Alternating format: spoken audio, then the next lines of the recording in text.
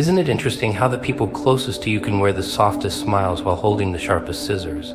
You're out here praying, planning, pushing, thinking the delay is divine, thinking maybe God's testing your patience. But what if the detour isn't from heaven at all? What if the roadblock's wearing cologne you recognize and a name that starts with an R?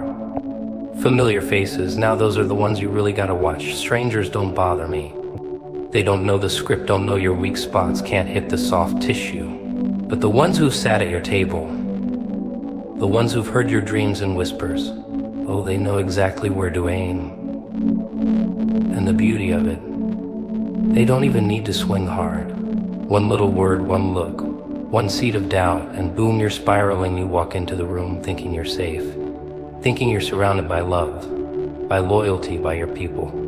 But some of those faces, the familiar ones, they've been rehearsing your downfall since the moment you started rising. It's subtle, surgical, a well-placed sigh when you share your plans, a passive-aggressive jab hidden in a joke, advice that sounds holy but smells like fear. That's the thing, snakes don't hiss anymore. They text you praying for you. It's tricky because these faces come with history. You've laughed with them, cried with them, maybe even bled with them. And that's what makes the knife sink deeper. Betrayal doesn't sting because of the blade, it stings because of the hand holding it. And the hand, it belonged to someone you trusted. Someone who smiled while placing bricks on top of your momentum, disguising the weight as wisdom, the doubt as discernment, the control as concern. At you kept shrinking to make room for them. Dimming your light so they didn't feel exposed. Holding back your fire so they wouldn't get burned. You called it kindness, called it humility. But let's be honest, deep down it was fear. Fear of losing them. Fear of being alone. Fear of being called selfish or arrogant. But here's the punchline, they were never clapping for you. They were clapping for the version of you that needed them. As soon as you started becoming you, they felt it. That shift. That rising. That moment when your spirit started waking up and their grip started slipping. So what'd they do? Tighten the leash. Distract you with drama. Slow you with guilt. Talk circles around your confidence until you forgot you had any. That's how it works. They don't stop you with force, they stop you with familiarity. With a voice you love saying, maybe that's too much. Or are you sure that's God? And the wild part, they might not even know they're doing it. Some of them are so wrapped in their own fear, their own limitations, they don't realize they're projecting it on you. They think they're protecting you, saving you from disappointment, but really they're just caging what they couldn't build, trapping what they don't understand. And you've been calling it love because that's what makes betrayal palatable, labeling it something softer. But at some point you have to wake up, look around, see the patterns. Every time you get momentum, they get nervous. Every time they go, every time you grow, they shrink the room. It's not random. It's not coincidence. It's intentional. Familiar doesn't mean safe. It just means accessible. And access without alignment is sabotage dressed in comfort. They knew the old version of you, the one that needed validation, the one that second-guessed every whisper from heaven, the one that let fear dress up as humility. But that version's dead now, isn't it? Or at least it's gasping. And the new one, the rising, roaring, unapologetic one, is too much for their cage. So they'll do anything to drag you back, not because they hate you. No, it's much simpler than that. Because you remind them of what they gave up on. But here's where it gets interesting. The very thing they're trying to bury, it can't die, because it wasn't their seed in the first place. It was divine, planted deep, watered with tears, silence, and fire.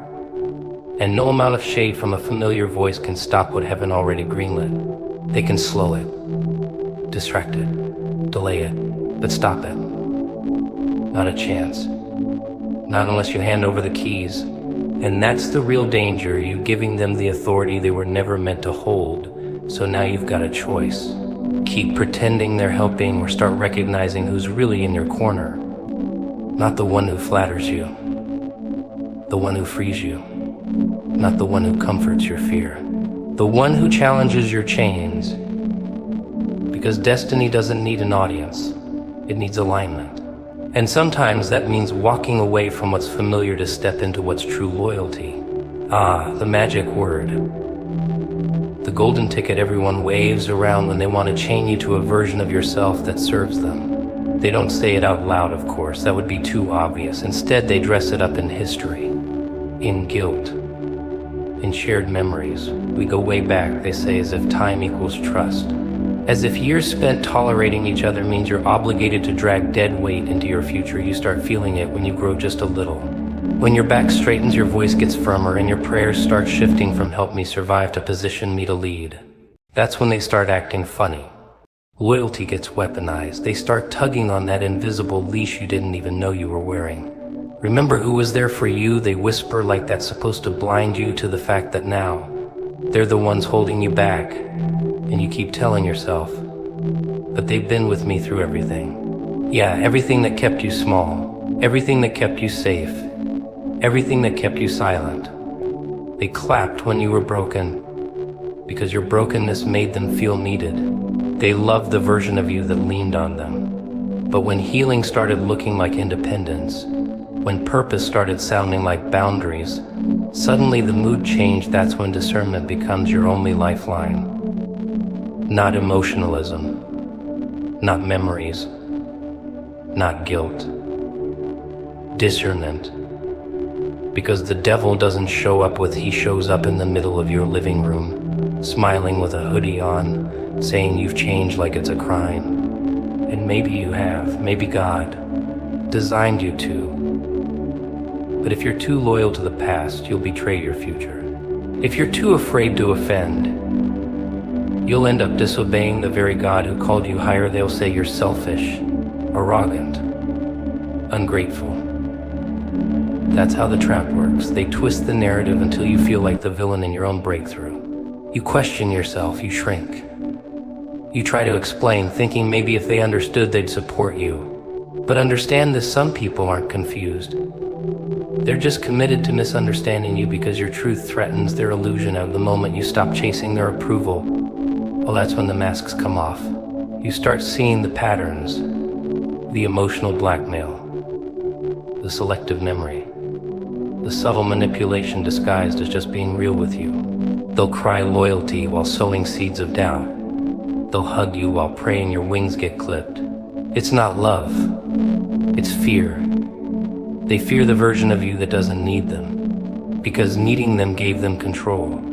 And your freedom, it feels like abandonment to people who only loved you as long as you stayed beneath them. That's why discernment is non-negotiable. Because some of the people closest to you weren't assigned by God, they were tolerated by your insecurity. And now that you're growing, now that your voice is getting louder, your vision clearer, they feel it slipping. The influence, the control, the little kingdom they built around your confusion. And now comes the test. Will you keep calling it loyalty? Will you keep performing submission in relationships God's already disconnected? Will you keep staying quiet just to keep them comfortable? Or will you finally ask yourself the harder question? Is this loyalty or is this bondage? Because sometimes the chains aren't metal. They're made of memories, made of laughs, made of stories that ended a long time ago, but no one wanted to close the book. Discernment doesn't mean being cold. It means being clear. It means loving people without letting them sit in the driver's seat of your calling. It means recognizing that loyalty to man must never come at the cost of obedience to God. Because when God calls you, He calls you. Not your crew. Not your history. Not your day ones.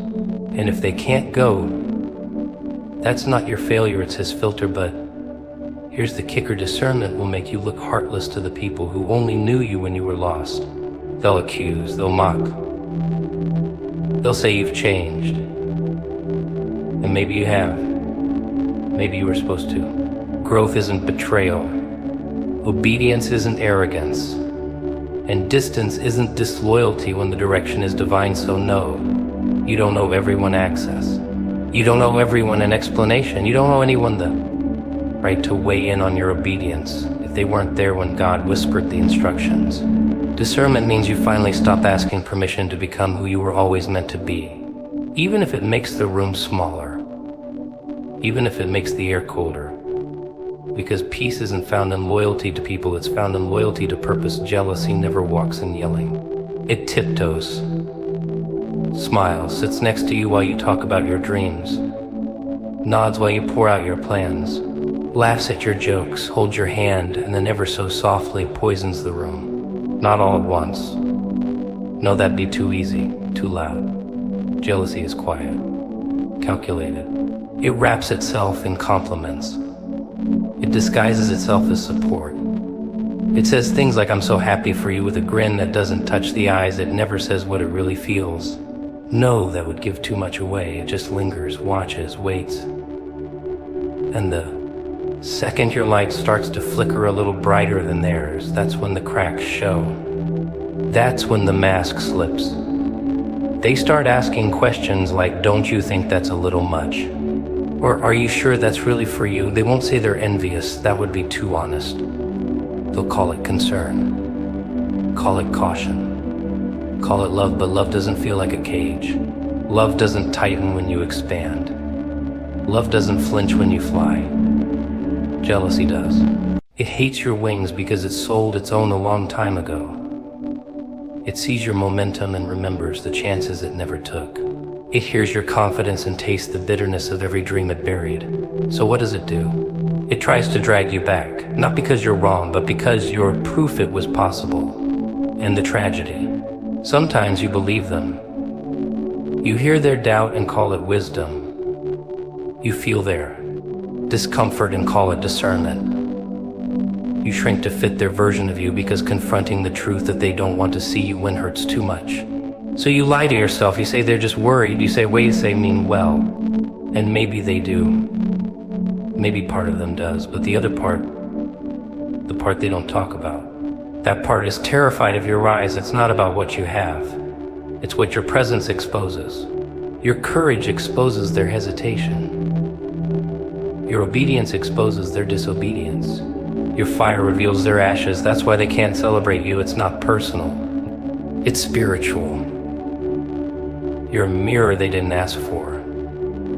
And every time they look at you, they see everything they could have been, should have done, would have tried.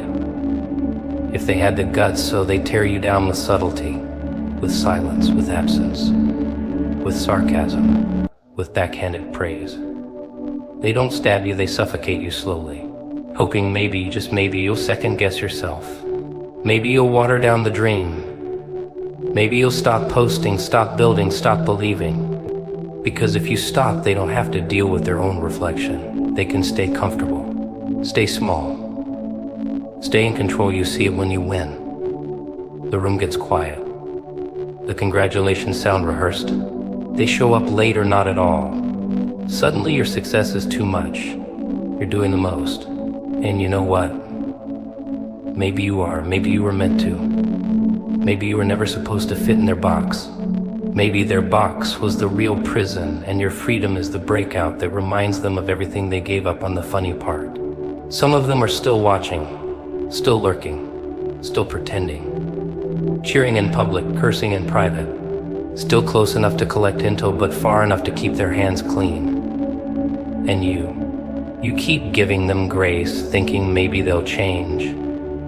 But grace without boundaries isn't love, it's a leash. And you were never meant to be someone else's therapy session. You were meant to move. Jealousy wears your colors, steals your phrases, mimics your style, and then resents you for wearing it better. It can't outdo you, so it tries to undo you. It can't match your energy, so it questions your motives. It can't replicate your call, so it attacks your character. And if you're not careful, you'll start dimming your light to protect their shadow. You'll start doubting the very thing that makes you dangerous, so what do? You see it, you call it what it is, and you stop asking jealousy for permission to be bold. You stop trying to prove your heart to people who've already decided to misunderstand you. You stop watering weeds just because they used to be flowers. Not every friend is for your future. Not every handshake is holy.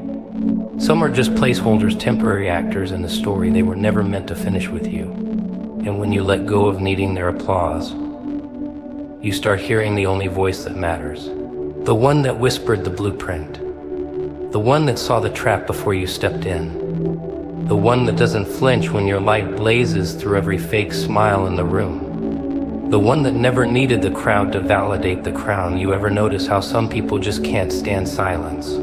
Like it's too loud for them. Too honest, makes their skin crawl. Because when it gets quiet, really quiet, there's no one left to lie to. No music, no crowd, no applause, no distraction. Just you and your thoughts. And that terrifies people more than failure.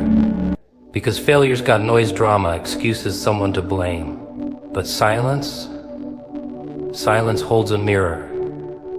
And not everyone's ready to see what's looking back. That's why they talk so much. They post, perform, pretend, anything to drown out the truth echoing in their own heads. But there's power in stillness. Not comfort, not always peace, but power. That's where you actually hear something other than your own echo. That's where the divine steps in. Not in the noise, not in the chaos, but in that moment when everything else shuts up and you're left shut in there with nothing, a room with nothing but breath and tension and presence, but silence isn't popular. It's not marketable. People want volume, quick fixes, loud revelations, emotional outbursts. Cry hard, shout louder, run around until they think the healing's hit. But God, He doesn't need a stage, doesn't need a mic, just needs your attention. And attention isn't a performance, it's surrender. The kind that costs you pride. The kind that makes you sit down when everything in you wants to prove a point. And oh, the need to prove a point. That's the real trap, isn't it? That itch to clap back. To show them you were right, to defend your name, your vision, your decisions. But sometimes silence is the defense. Sometimes letting people underestimate you is the most spiritual thing you can do. Let him think you fell off. Let him count you out. Let him laugh. Because while they're watching your silence, they're not seeing your strategy. But see, that only works if you've killed the ego. And ego, well, ego's loud. It hates being misunderstood. It needs recognition. It needs to win. And when the ego's in charge, silence feels like defeat. But when the spirit's in charge, silence feels like a weapon. The kind that's too sharp to wave around. The kind that doesn't need to be seen to be deadly. The kind that makes you dangerous in the most unsettling way, and that's what scares them. Not your words, your restraint. Your ability to hold back when you could. Unleash. Your choice to stay still when you have the receipts, the clapbacks, the story. They know you've got it. You just won't use it. That's power. Not in the scream, but in the smirk. Not in the fight, but in the walk away. When you've got the fire, but choose not to burn the room down. Yeah, that's the kind of control that messes with people, but you only get that kind of control when you humble yourself. And don't confuse that with weakness. Humility isn't rolling over. It's not letting people step on you. It's knowing who you are without needing to remind everyone every 5 seconds. It's walking past the insult without flinching. It's hearing the lies and not lifting a finger. Not because you don't care, but because you know. And when you know, you don't need to prove, but here's the twist, they'll think you're broken. They'll mistake your quiet for defeat, your pause for paralysis, your peace for absence. And that's the sweet spot.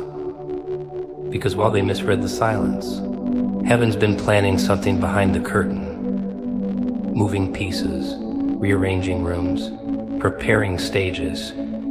But it only moves when you stop trying to choreograph the whole show yourself. You don't have to scream to be seen. You don't have to shout to be heard.